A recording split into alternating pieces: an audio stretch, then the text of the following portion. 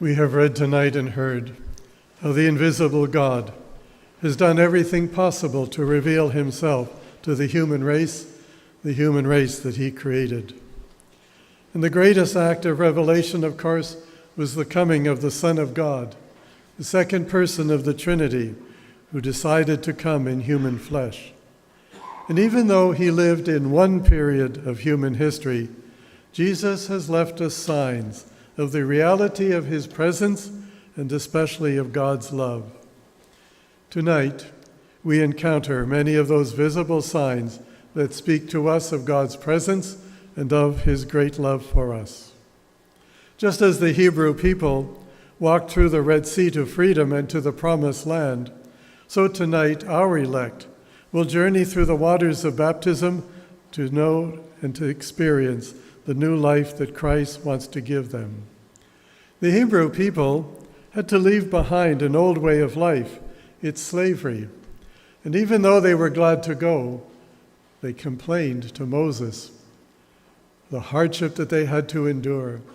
They said, it would have been better if you left us in slavery. Yes, sometimes we have to leave behind the security of the past. And so these catechumens will also leave behind an old way of life, and they will change. In this way, they will die to an old way of life, and now they will share in the death of Christ. And plunged into the waters of rebirth, they die to sin and are washed clean. But rising up from the water, they now share in the resurrected life of Christ. Tonight, we all celebrate this resurrection, a resurrection that has changed the whole world, has freed us from slavery to sin in order to live a new life for God. Now, we may not know by the outward appearances of this world and by our history that the resurrection has changed the world. And many people will doubt and say, where is the effect of the resurrection? But Jesus reminded us in his passion that his kingdom was not of this world, but it is in this world. Actually, it's in each one of us. His kingdom grows in each one of us, and it grows one person at a time. And tonight we will see it grow in the hearts of so many people. Now, God gave us freedom when he created the world.